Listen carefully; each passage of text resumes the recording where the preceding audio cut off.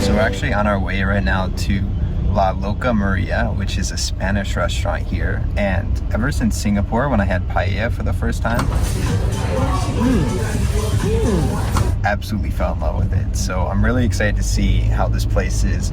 And I have not had a glass of alcohol or any drink of alcohol, and I think it's around 4 years right now. Almost 4 years, yeah. I used to love the taste of red wine. I don't like alcohol. I don't like the way that it makes me feel, either when I'm drinking it or after, but I felt like, you know what, let's try having a glass of red wine because I always did enjoy it.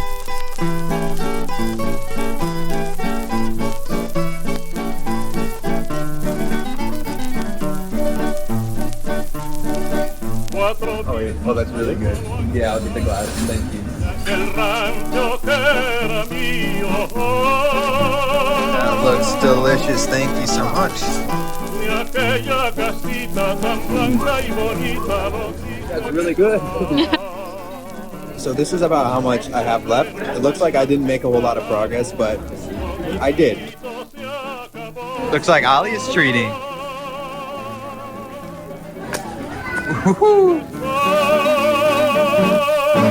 Alright, so we just got back after a really fun night out, and this is my verdict with the wine. Alright, so when I first started drinking the wine, I tasted it and I'm like, oh my gosh, this taste is delicious. I miss this taste. But after a couple sips of it, I actually started feeling it. It started hitting me. And I know I sound so lame or whatever, but it's true. My tolerance to begin with was really low.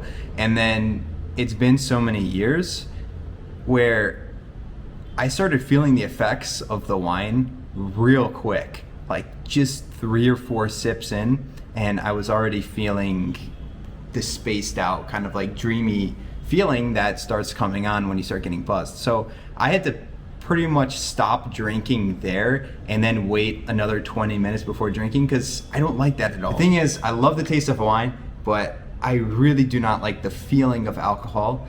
And unfortunately, that dislike of alcohol is greater than my like for wine. So I don't think I'm gonna be drinking it again.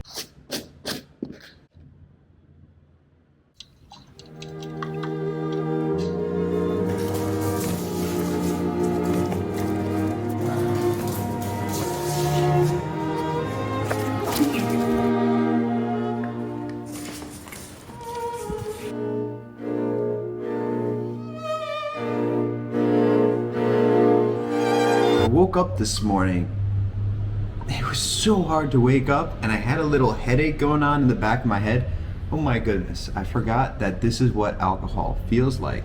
And the craziest part is, the goofiest part is, probably the lamest part is, I only had half a glass of red wine. Now I gotta hop on a quick little meeting this morning. Kai's gonna give me some company, right bud?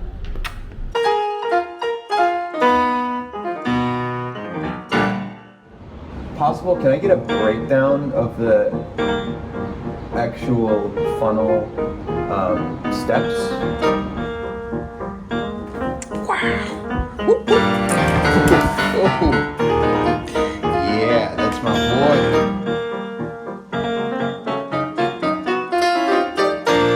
So recently I've picked up a new habit of writing. That's actually what I'm doing right now. And it's really cool, actually. This is something that I have not dabbled as much in.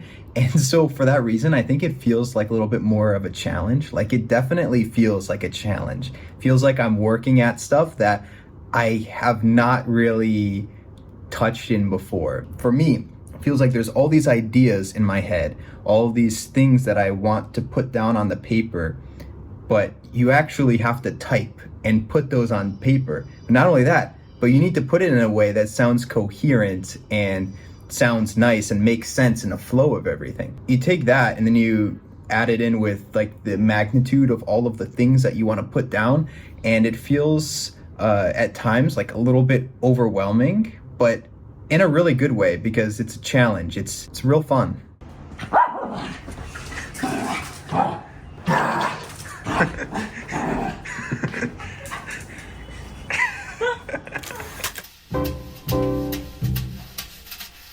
So I woke up today with this thought, and I'm gonna share it because I feel like there's a reason why I had the thought, and there's probably a reason why I want to share it. I was thinking about all the times I was so wrong about people. So many years ago, I used to be really easily deceived by people's outer appearances. I used to see people's outer wealth and their appearances of certain lifestyles, and I used to be so drawn to them. Whenever I felt someone was putting out a certain lifestyle or projecting it that I wish that I had, it made me weirdly drawn to them and want to surround myself with them so maybe I could attain that and become more powerful or whatever, you know?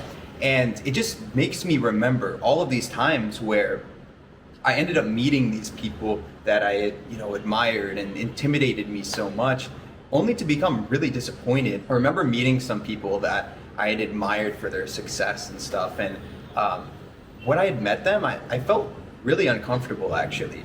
And I thought there was something wrong with me, and I used to beat myself up, like, what is wrong with me? Why can't I get over this? I need to be able to be comfortable around everyone.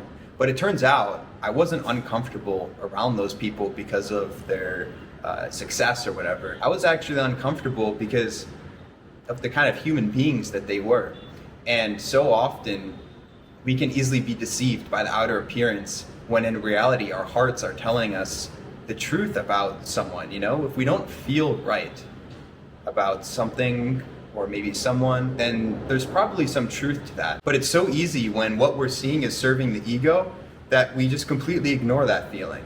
And I did that so many times. I can count like 5 examples off the top of my head that I used to do this in, and all of them I walked away with nothing. I gained nothing except disappointment. It's really so easy now, especially with social media, to be deceived and to feel like someone else has something that you need, or that they are somehow at an elevated version than you. What you see on the outside is not always representative of what is on the inside. It's weird how this came up today, but I think ultimately it's good to once in a while have a little reminder to use discernment with people. And if something or someone doesn't feel right, that's all right. It's probably not something wrong with you. In fact, it's probably a good thing that you're feeling it, because that's your heart telling you this isn't right. But that's pretty much it. Just a little reminder, listen to our hearts, and your gut knows what's up.